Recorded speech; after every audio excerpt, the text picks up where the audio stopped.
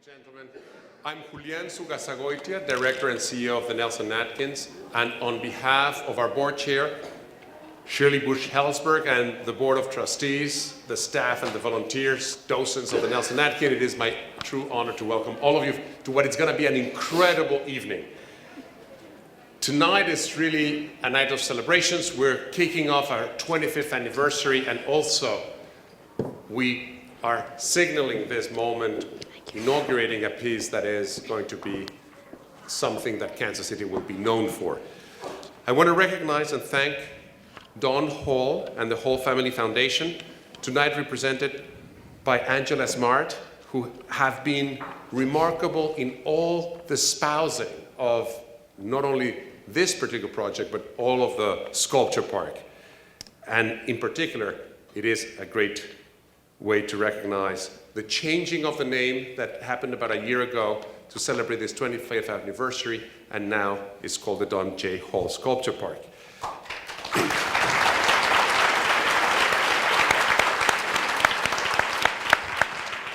The piece you have seen, it's a marvel of engineering.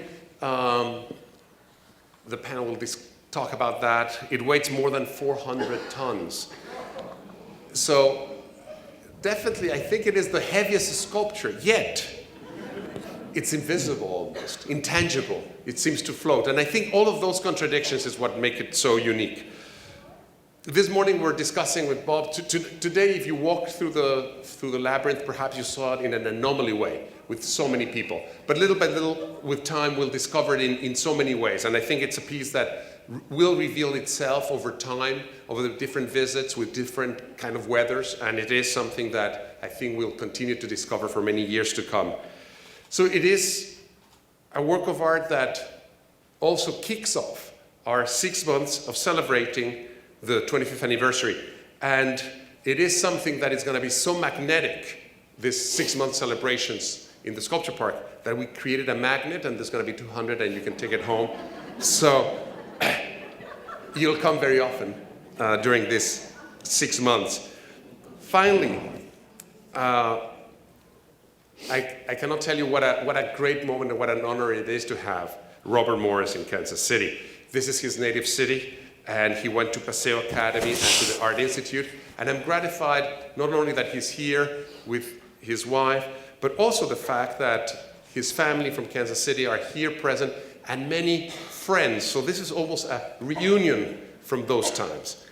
And for those of you, after this, you can still go to Kirkwood Hall. We have many students from Paseo Academy doing a homage, inspired by the Labyrinth in honor of one of their alums. So I hope that you'll have time to just jet out after this to Kirkwood Hall and see the young talent that is being brewing in the city.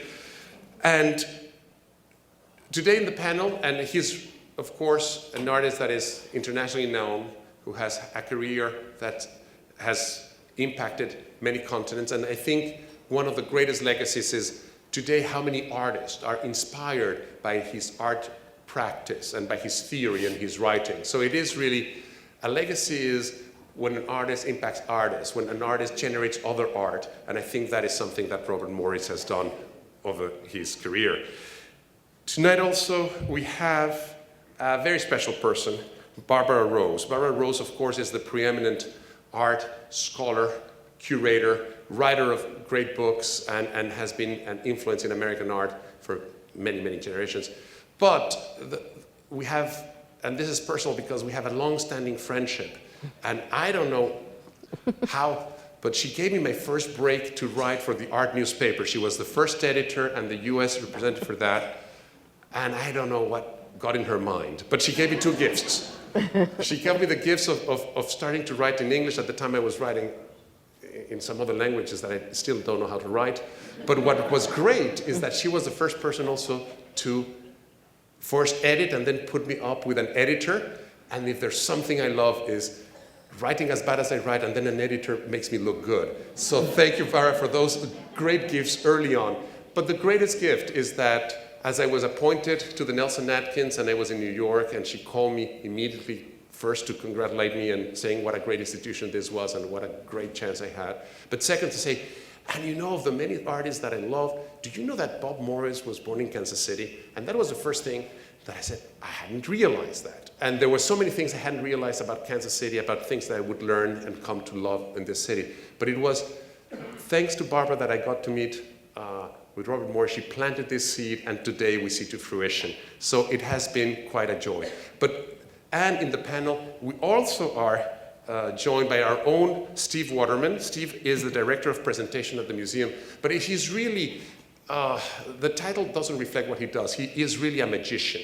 And the magic that he produces for this institution is that everything is superlative.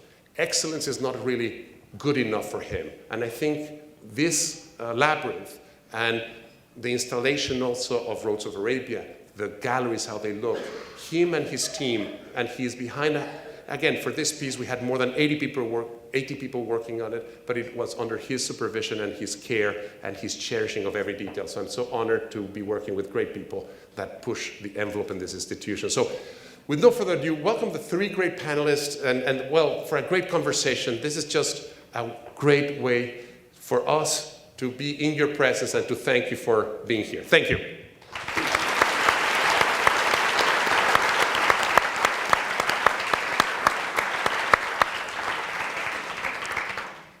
I think I'm supposed to speak first. Can everyone hear me? It's working? Well, first of all, I'm delighted to be here, especially to see the Glass Labyrinth, which is one of the marvels of the modern world. It is unique. It will never be done again. It was much too difficult, and it was certainly too expensive. It did not cost as much as the pyramids, but it might have been as hard to do, because the engineering of it, we're going to let Steve talk about that, but the fact that it was realized is something of a miracle. It's also a miracle that Bob was willing to see it through, because there were moments, and that Julian had the extraordinary courage, as did the Hall family, and the foresight and the imagination, but especially the courage to do something this great and this difficult. And I think you have to really say everything's up to date in Kansas City. It really is.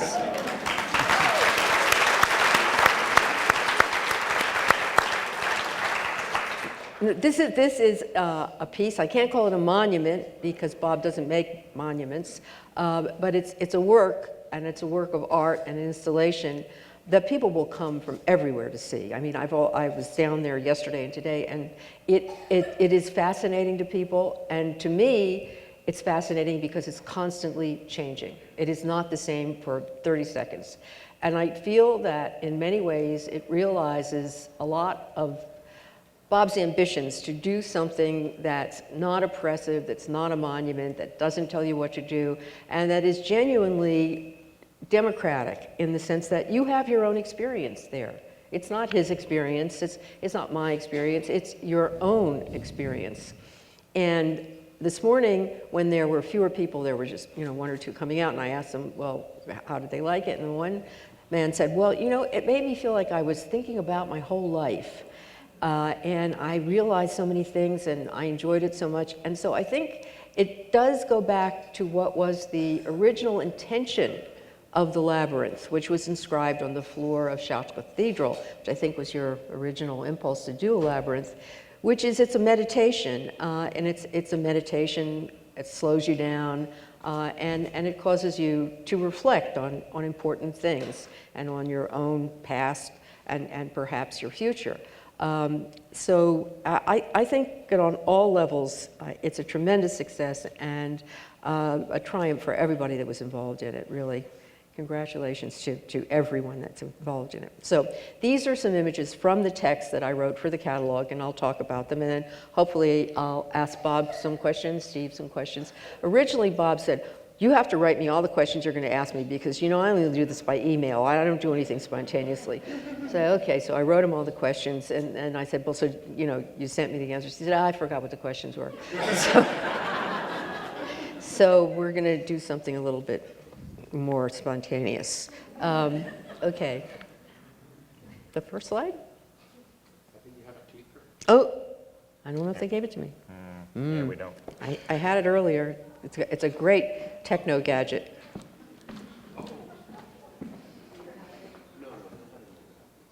Ah. Thank you. Make sure it's on. Yeah. I am so glad to be sitting down and not standing up and behind the lectern. That's forward. Okie doke. So here we've got our hero, Bob Morris, who was a Little League baseball player. I think he's still in Kansas City there. And you see that this is quite an athletic young man and interested in physical movement. And that labyrinth does have people physically moving through it at all times. So it is involved with the human body, but it's not a representation of a body. It's actually you're seeing real people moving through it and seeing each other and seeing their reflections. And on the other, on the right, is a very early photograph of Bob. And Antonia said, "You mean he looked like that?" I said, yeah, he had hair. And this is the first passageway he did. This theme of the passageway is something that goes way back to his first works. This is, I think, in '61, but as you see, it's very narrow and very claustrophobic, and you can't see in or out, and actually, it's not really a pleasant, perhaps, experience because you can't really get out of it because the end is closed, right? Isn't the end of this passageway closed so you can't get out? You can't even see the end because you can't go that far. It narrows as it continues. So I think we see, the arc of a life from an artist who actually wanted you not to have a happy experience, shall we say, to finally this glass labyrinth, which is open, which is transparent, and which is really, I think, a very positive experience for everybody. This is the painting that's here. By Cézanne of Mont Sainte-Victoire. And Bob told me, over the years, he said, that painting was so important to me, so important to me. And that's a drawing of his on the right, which has both the labyrinth and the image of the Cézanne painting. And he wrote an essay about Cézanne in which he, if I paraphrase it correctly, said he was fascinated by the fact that Cézanne could make far things look near and the near things look far, and the ambiguity of this kind of space that was constantly oscillating and that you couldn't really pin down. And I honestly think that that is the visual experience one has in the labyrinth, in the glass labyrinth. I think you can't paint it anymore because that would just be a copy of Cézanne, but that kind of physical experience of that shifting and moving space is very much part of the experience of the glass labyrinth. And also, the idea, I started my essay with a phrase from Dante, because Dante, when he goes into the dark forest, and he says, and the way out was not clear. It was, he was confused. And during conversations with Bob about what's the experience of this labyrinth, it's really experiential. It's not an object. It's an experience, and it's a personal experience. And it's an experience, yes, perhaps of being lost, not knowing where you are, being disoriented, finding your bearings. And one of the famous essays about Cézanne is called Cézanne's Doubt by the French philosopher Merleau-Ponty. And he says, in Cézanne, there's always this sense of doubt, of exactly what is he seeing and where is he seeing it from. And I think that these experiences of doubt, of how do I get out of here, where am I, of uncertainty, and perhaps a little anxiety, really correspond to our experiences today because we live in a shifting time. We live in a time of uncertainty. And I think that, all of these experiences that once an artist like Cézanne could paint can be experienced physically in this specific environment, which is, it's really truly unique because I've not ever been in an environment of that nature. Bob has done another permanent labyrinth out of marble, which we'll see in a minute, but it doesn't have the same feeling. It doesn't, it's not really as complex or as really having multiple meanings. This is the Sung landscape, Chinese landscape in the Nelson-Atkins. It's a famous painting, a great painting. And Bob also talked to me about the fact that he was fascinated by the Chinese paintings here, the ancient Chinese paintings, to the extent that when he studied art history in New York City, he took a course in the history of Chinese painting with the great painter Ad Reinhardt. But he was always, from the time he was a child going through this museum, interested in it. And he did a series of drawings called rubbings because they were created by rubbing objects or rubbing parts of his body against the paper in a way that left a trace. And you have of this, extremely atmospheric, strange, misty space of a Chinese landscape, which has nothing to do with space in Western art. And sometimes, looking at the labyrinth, you have this sense of these images moving in and out and disappearing in the way that they do in these Chinese landscapes, which are so mysterious and look as if they're floating in another world. And that's just one of the drawings, of the rubbing drawings. This is the stockyards, if I'm not mistaken, right? Right. These are, in Kansas City, which Bob saw as a boy. And I don't know that they have anything to do with the labyrinth, but no, I'm serious. Do you feel that there is any connection? Yeah. Yeah. Well, yeah, like how? Well,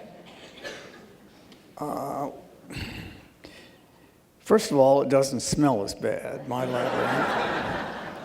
So that's an improvement over the stockyards. Also, it's you're not likely to get knocked down by animals when you're in the labyrinth, but you might run into the glass if you're not careful. But I experienced the stockyards as a child. My father worked there. And I was certainly impressed with the power of the animals and the power of the bulls. And I guess you can associate the Minotaur, who is often represented as a kind of bull figure. So it has that connection as well. But also these are enclosures, and the fact, the cows don't have the choice that the people have here, that they can figure out, how to get out. But there is, when you're in the labyrinth, and if you haven't been in it yet, you will go in it, there is a certain point of feeling of, how do I get out of here? And the poor cows never did, but you will be able to. I believe at the left, that's a plan of the labyrinth of Knossos in Crete, if I'm not mistaken, which is the first famous labyrinth. And actually, we don't really know what it was because all we have left is the floor plan since it was washed away in an earthquake, the buildings, and it's still a great mystery. And the idea that the image of the labyrinth is always involved with a mystery. We don't really know why these structures appeared throughout human history.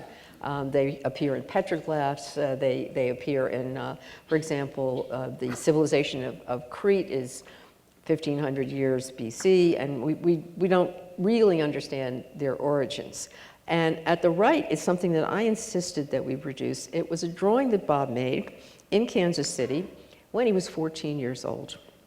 And many people have said, oh, Morris, he wasn't the first to do these geometric structures, and, probably got the idea from somebody else. But to me, finding this and then realizing he had then gone on to make these structures as sculptures as a mature artist, but he'd had the idea already when he was 14, was fascinating to me. But I also think it has to do with how important in American public school curriculum mechanical drawing was.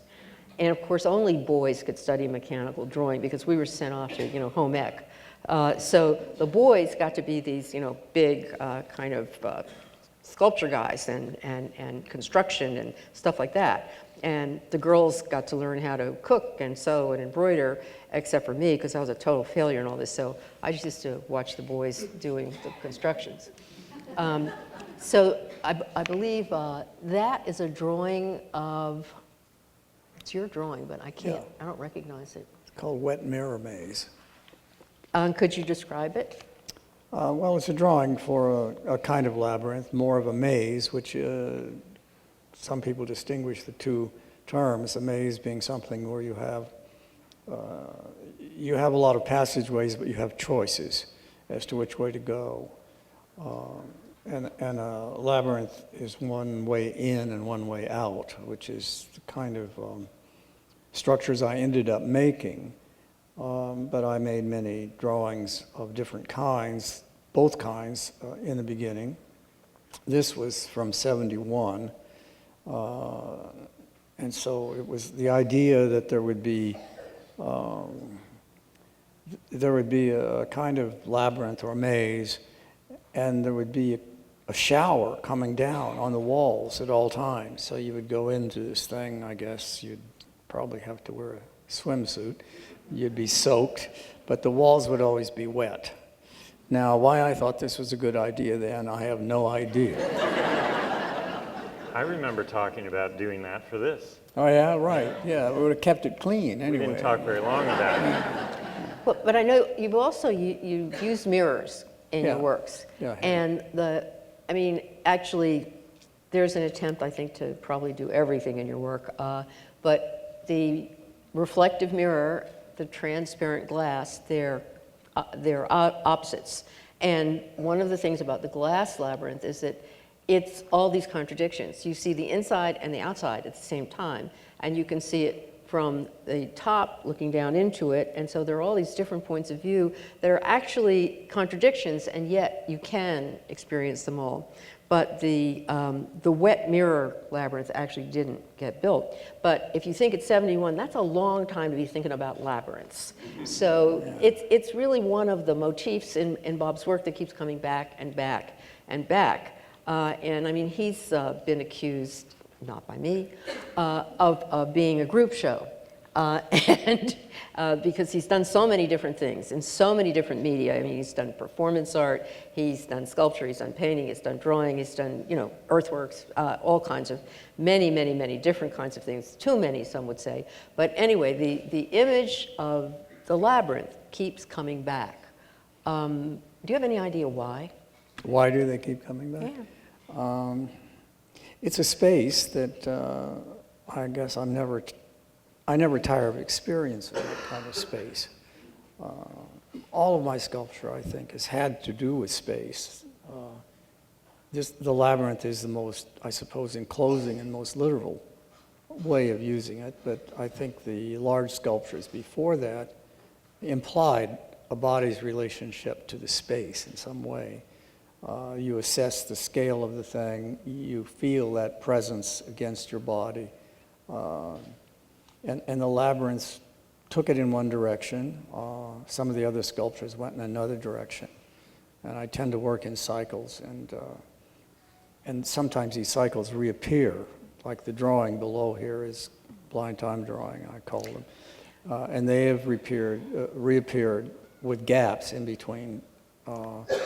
So this is just characteristic of my particular. Well, yeah, just to have a few words about the blind time drawings. Those are a series of drawings that Bob began, and as he said, there'll be a period he'll do some and then he won't do some, but they are all done while he's blindfolded, and so it's just his fingers or his body touching the paper, just in the way that you want to reach out and touch the walls of the Glass Labyrinth because you don't really know where you are. Now, you're not blindfolded, but there is still that kind of sense of disorientation that a blind person could have, and the fact that a blind person, in order to see, has to use a haptic signal rather than, the optical way in which we normally see.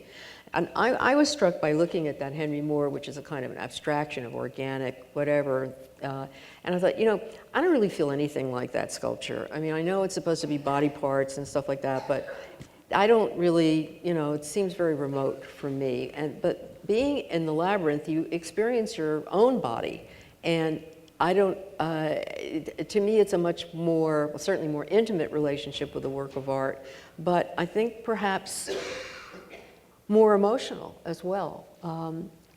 Do you consider the Glass Labyrinth a sculpture? Yes, I do. I think it's a sculpture. Well, it's in the sculpture park, that's good. So we're all agreed about that. Let's call it a sculpture. So these are actually maquettes. These were some of the early drawings. This took a very long time to figure this out. It was really hard, and Steve had a tremendous input into that. Bob has a great engineer he always works with, but it could not have been done without Steve, who did all of the final decisions about the materials and the building. And I'm going to let him speak himself, but he was saying, well, I mean, it was really like building a piece of architecture, you know, and then there was the perfection of the detail. And, you know, it made me think of Mies van der Rohe, who also worked with these glass walls, and that is what he wanted. He wanted, you know, this sense that the detailing would be perfect. And I think that was an ambition that you always had, but never believed could be realized. I think Mies said God is in the details. Well, he's there. These are photographs of performances, because Bob did performances, but these are pieces that he built, and these are at the Tate, and people interacted with them, sometimes in a not fortunate way, and there were some accidents. But anyway, the idea of interaction with a physical object is something that goes, you know, way back in your work. This is an earthwork. This is the observatory, I think, in Yes. Holland. And Bob's always also been very interested in, I would say, astronomical phenomena. I don't know how else to say it. But he did some work that was based on flying over, but the drone made me think of this, the lines in Nazca in, I guess it's Peru, which you could see only from the air. And it's interesting because you will be able to have an aerial view of the Glass Labyrinth, especially if you have a drone. But do you see any relationship between the observatory and the Glass Labyrinth? Do I see one? Yeah. Yes, I do. In different ways. I mean, this is a much more open, the earthwork is a much more open structure, but I wanted something that connected to time somehow. It marks the solstice and equinox positions. From the very center, you sight through these openings and line them up with these granite blocks in the outside ring, and that marks the different times of year. And certainly, I think time has always been a kind of obsession to be marked in different ways. One of the first objects I built in New York was a box with a sound of its own making. It was a small cube made in walnut. I recorded the sound of making it, and it plays back its 3.5-hour history. So that's one way of dealing with time, like stuffing it back into the object. You can't help but be aware of the time you're in the labyrinth, I think, and this has another way of acknowledging the passage of time and its relationship to things beyond the earth. Well, time and space. This, I believe, is in Washington, isn't it? This is Nazca on the left, the Nazca. That's the Nazca lines, yeah. These are the ones that you can only see from the air. And I know you went with this anthropologist, archaeologist, and flew over this and took these photographs. And then on the right is one of the earthworks, I guess, that evolved out of that experience. Well, the one on the left is from Nazca, which is a large site. It has many animals, birds and spiders and so forth, and monkeys. They're huge drawings, and you can't see them if you're standing on the ground. You can only see them from above. But there's also many, many lines that just stretch out to the horizon of different widths, and sometimes these converge. Actually, I never flew over it. I wanted to walk it. And Barbara's right. It has the ground there, it never rains there. So the top surface of the desert-like landscape is a little darker. It's oxidized. It probably has iron in it. it oxidizes differently from what's below, and a footprint will last forever. In fact, some of these lines have been described running around before they had adequate guards. But they probably made the lines by just with a broom sweeping. And all of these animals were made that way too. You cannot perceive the entire thing when you're there. And only by looking out into the distance do you get any sense that there's anything there at all. Well, I think the Glass Labyrinth has some of those characteristics. You really can't see it as a whole. You know, you see different positions, but maybe from above, you know, you can see the whole thing, but you can't if you're standing and looking at different parts of it. You really don't perceive it as a gestalt. And I think the idea of mystery is also important at time, and the fact that these structures that you were so interested in date back to a prehistoric time. I mean, an experience that we don't really know what it was, that there's this great enigma and mystery, and who knows, you know, if aliens come from Mars, they come down, they look at the Glass Labyrinth, they'll have no idea why it's there. This is by Piranesi, who was an Italian engraver who did prisons. And of course, very famous engravings of prisons, which Bob also studied. And they have this sense of confinement, imprisonment. But I think the Glass Labyrinth is the opposite of these labyrinths of imprisonment. This is a drawing for another one of these, well, there were a series of structures that were based on prisons, which were not as happy, shall we say, as the Glass Labyrinth. These are also earlier interior labyrinths that were done temporarily. This is a drawing, which I exhibited in the retrospective of Bob's drawings, which includes, as you see in the middle, the image of the labyrinth. That's the labyrinth in Celli in Italy, the marble labyrinth. And then they're combined with all sorts of other images, including, this is Celli. This is the Glass Labyrinth in Celli. Again, you can see it from above because there's a vantage point above. But in the drawings, Bob has sort of morphed many images from different sources, and especially from Goya. And he told me, well, I really first saw these Goya prints, the Disasters of War and the Capriccios. I saw them in the Nelson-Atkins. There was a little mezzanine gallery where they had these prints. And when I was young, I used to go up and look at those. And I was very interested in those. So those also find their way into his work. Above is the Pontevedra labyrinth. It's one of the permanent labyrinths, but it's made out of not a very good material. It's in Spain, in the north of Spain, and I think it's interesting, but it's remote. Of course, it's opaque, so it's a very different experience. And then the one below is the one in Korea. But as you see, these are not complex.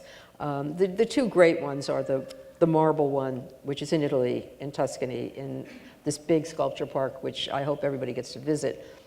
In Celle, which is near Pistoia, and it's the kind of twin because it's completely opaque and it's made out of the precious marble, and instead of being completely transparent and made out of glass.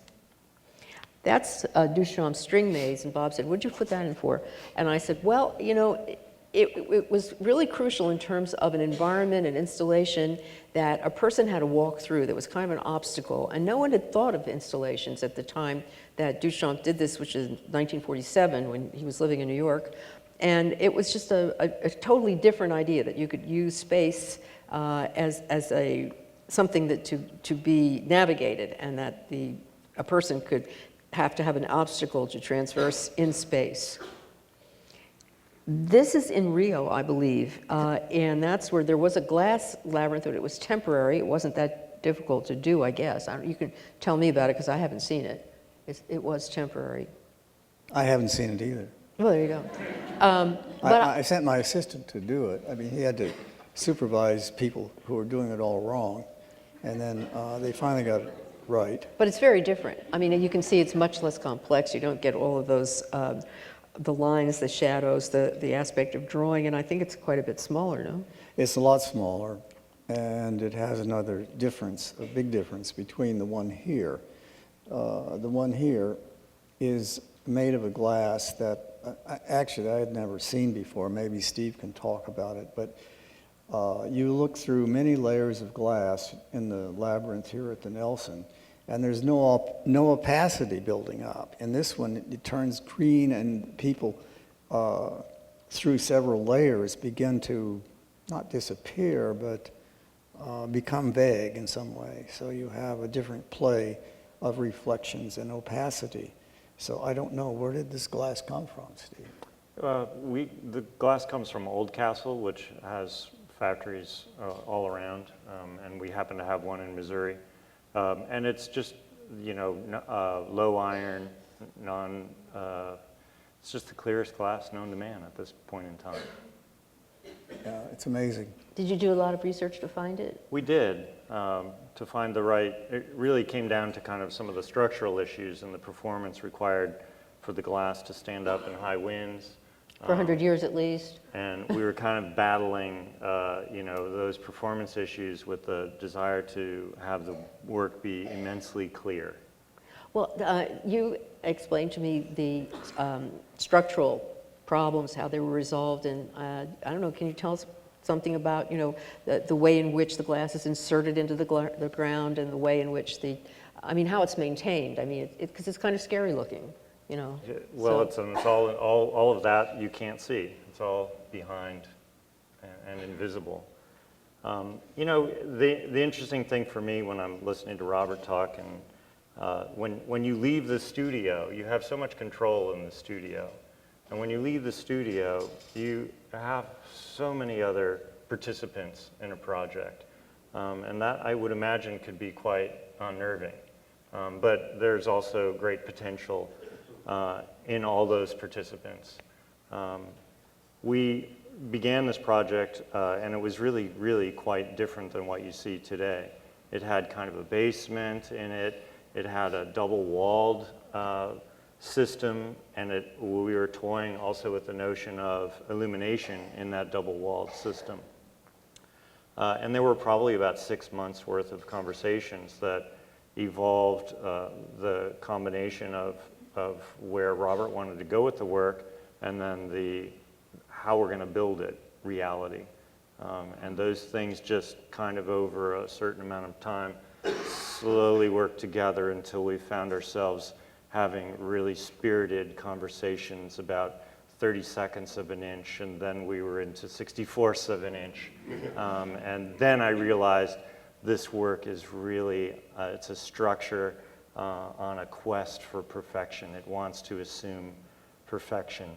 And one of the fascinating things is that the work, while striving for that kind of perfection, isn't whole, and as Barbara mentioned, isn't whole until you're in it. And we are such a different kind of, humans. We have such a different kind of makeup, and putting that sort of ordered perfection against us is such a powerful experience. Well, it's also a mystery. I mean, there's a mysterious aspect to it, like how did this happen? And because it seems counter-gravity, it seems to go against so many physical things that one would have to deal with. Also, you explained to me about how it would set into the ground, and that's interesting too. Yeah, so the pavers that you all were walking on are actually floating about a foot above where the glass sits down into onto the concrete slab. It's a concrete slab like you would build for a house, except a little thicker and probably a little more steel. Has a complex drainage system, and it just very simply sits down into an aluminum channel, and that's what holds the glass perpendicular to the slab.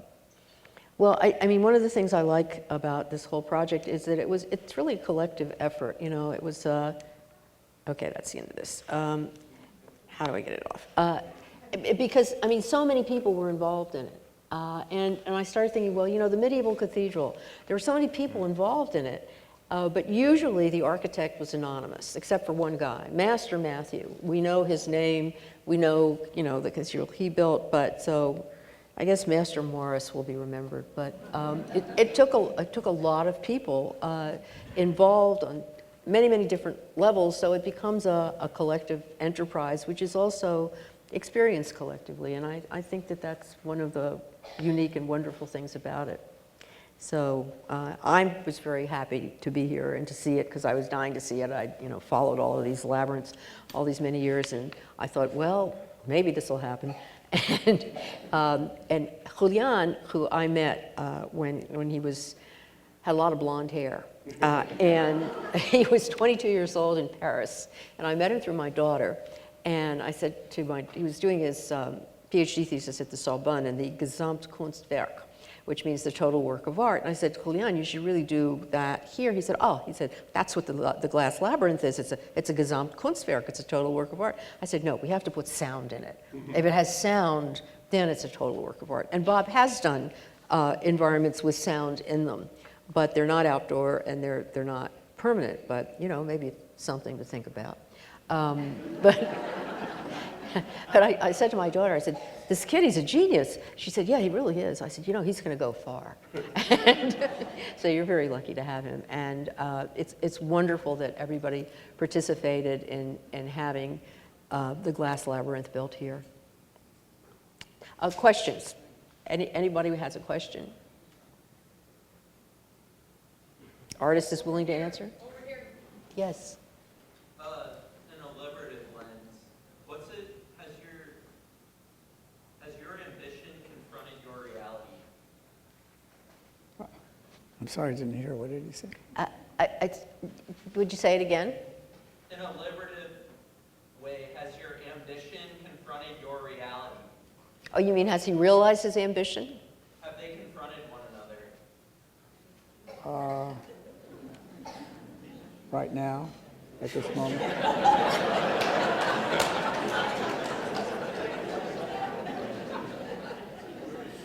I guess yes.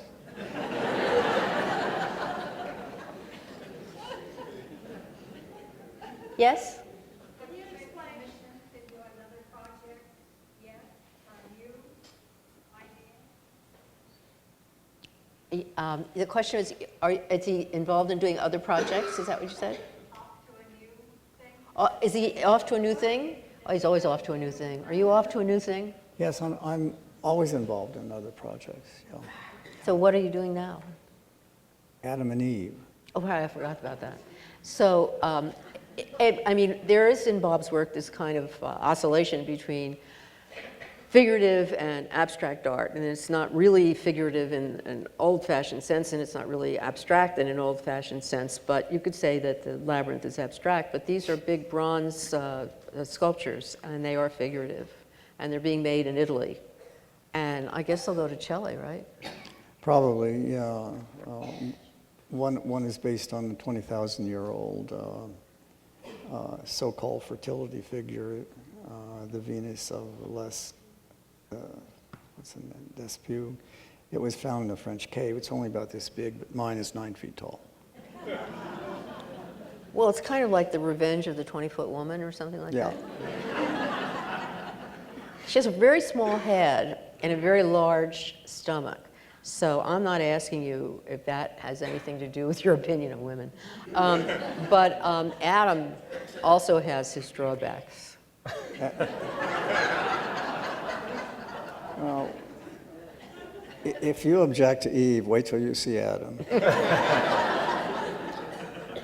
Yeah. Can you explain why it weighs, did you say 400 tons? And what kind of maintenance it will need? Yeah. It's a technical question. The 400 tons it's kind of like imagine weighing your house, except that in this instance, when you line up all that glass in a row, it's longer than a football field. So it's taking the envelope of your house and wrapping it around and around and around, and the walls, those panes of glass are enormously heavy. So you have that. There's a bronze cap on it. You have all the stone pavers. Beneath that, you have this, concrete system that is really the structural underpinnings of the work. So it's kind of like putting your house on a scale times a little bit. And no elephants were used to bring the glass either. Any other? Yes. I heard another question somewhere. Over there. Okay, I have a question. I'm curious to know a little bit more about how you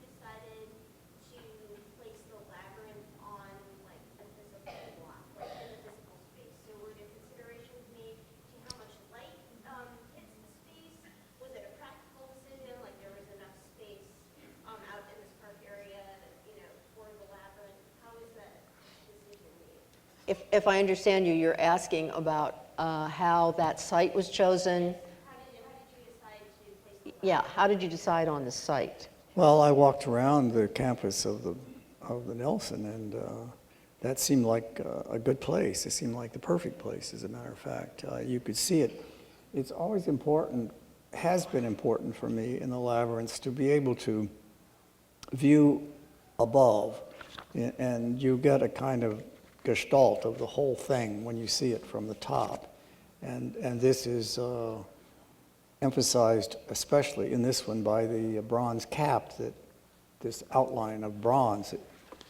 You see the channels or the passageways. That's one perception. When you're inside, you don't have any of that.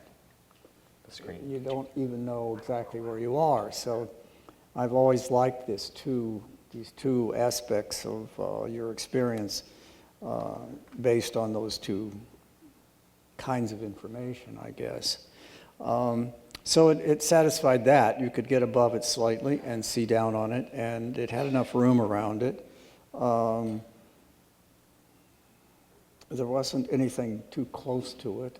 I wanted a little isolation from everything else.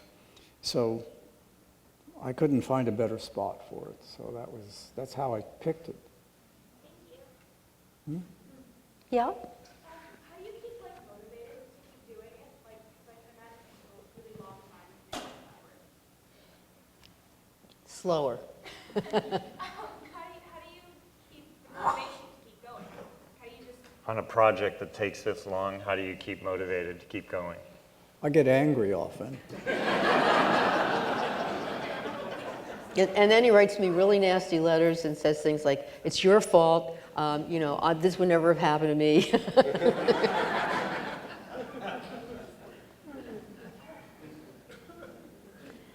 No, there are other people involved, obviously. I mean, Steve, Julian, I'm sure that there are all kinds of conversations with, and your assistant Ryan and your engineer, and it's something this complex. It's not something you do alone. And so you've got these dialogues, these interactions all the time, and something that's this ambitious is not pulled off in, the next 5 minutes, which is why it's so different from almost all the art you're seeing today, which is basically, I press a button and it comes up because I'm on Instagram or something like that. I mean, I think that's the difference between perhaps artists of Bob's generation and some of the artists who are coming out of these MFA programs today, who just want, instant flash recognition, whatever it is. But I mean, it took Michelangelo a really long time to do the Sistine ceiling. And it took him, even longer to do the tomb of Julius II because they were always fighting about it and stuff. And really ambitious projects take an enormous amount of time, a lot of dialogue, a lot of back and forth, and a lot of money, and a lot of concentration. And these are things that people don't really want to devote that much time and attention and resources into doing. So I think it's wonderful that there's still some artists who are interested in doing something like that. Anyway, I had an interesting question for you. What do you have in common with Noguchi? Pardon? What do you have in common with Noguchi? Well, we're probably about 600 meters apart. He's inside and I'm outside. No. Noguchi was Brancusi's assistant, and he slept in Brancusi's atelier, and he helped Brancusi every day, and Brancusi was his god. Ben, you wrote your MA thesis in art history on Brancusi. Carl Andre was asked what artist he admired the most, and he said Brancusi. Now, I want to know what it is that you and Noguchi and Carl Andre saw in Brancusi, as opposed to, all the other sculptors in the history of art. Well, I did write a thesis on Brancusi, and I was interested in Brancusi's development. It was rather, he wasn't influenced very much by outside artists. He was kind of an anomalous artist. And the main thing that fascinated me about him was how over time, his work became simpler and simpler.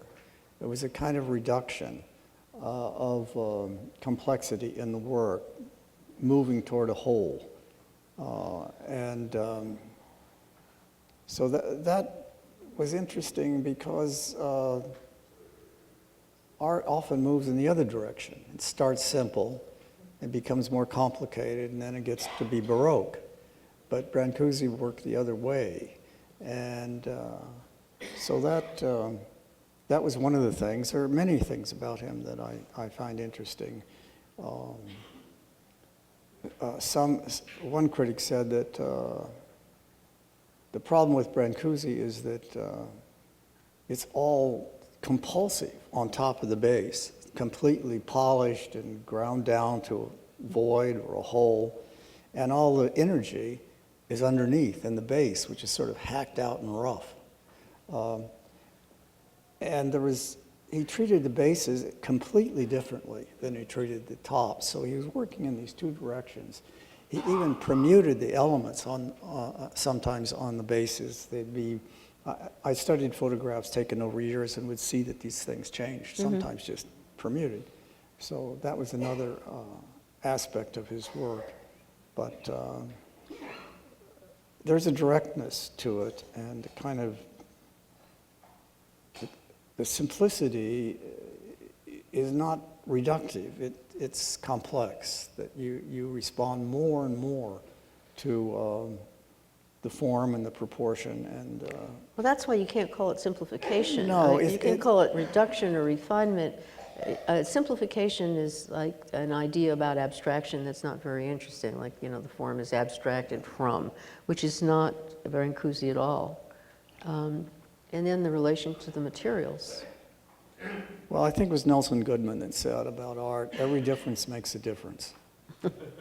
And those little differences that Brancusi worked for something like 2.5 years on the base of one of the birds just to get that right. So the thing sort of has this tremendous power, these very, very small adjustments that he does to the work. It's riveting when you are close to it. Do you do that kind of adjusting? Huh? Do you do that kind of adjusting? Yeah, work takes a long time. This work took a long time, and it isn't just getting it done. It's decisions have to be made all along the way, and changes are made all along the way. It has very little relationship now to what it was when it started. It's a dynamic process that goes on. And I like that about the work. I like that about working, about making things. I remember this is not the first work I've made that other people worked on, but I remember early on in the 60s going to fabricators and bringing them my idea and saying, "Can you make this?" And they would say, "No." So I realized then that the less I told them, the more they would tell me. So I get more options. Steve's laughing. So I got a lot of ideas from this guy by not telling him too much in the beginning. Well, there's an idea, and then there's, the materialization of that idea, and there's, from A to Z, and it's a long path. You've written a lot. You wrote an article called Notes on Sculpture, in which you talked about these three sculptors, and you described their works, and I don't think anybody, perhaps but me, noticed that they didn't really exist. You made them up. Yes. You made them up. Now, the question is, why did you make up these fictitious sculptors and then describe their work? Why did I make them up? Yes. Everybody else thought they were real. Okay. Well, they were guys who were making things that I sort of wanted to make, but knew I never would. So I just created these guys who made these things, actually went through with it. And they were people who said they didn't want to be part of the art world, and they wouldn't submit their work to galleries or anything. So I quoted that. They all agreed about that. And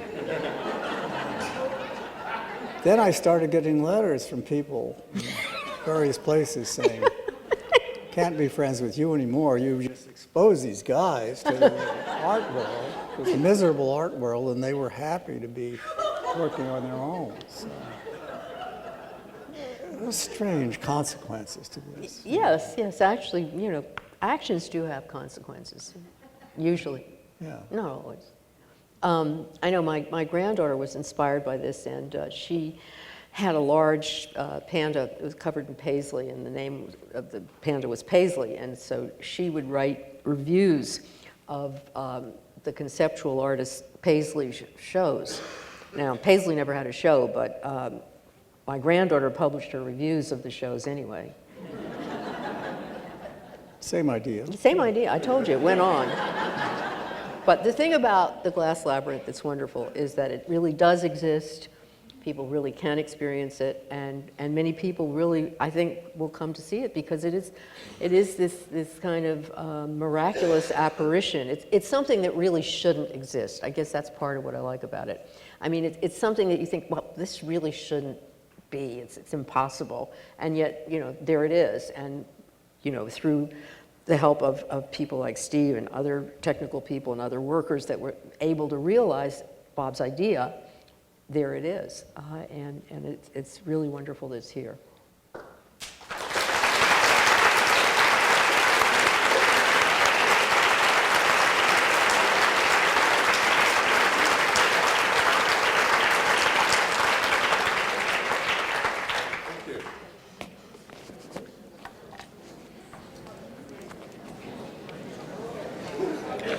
And look what you didn't have to go through.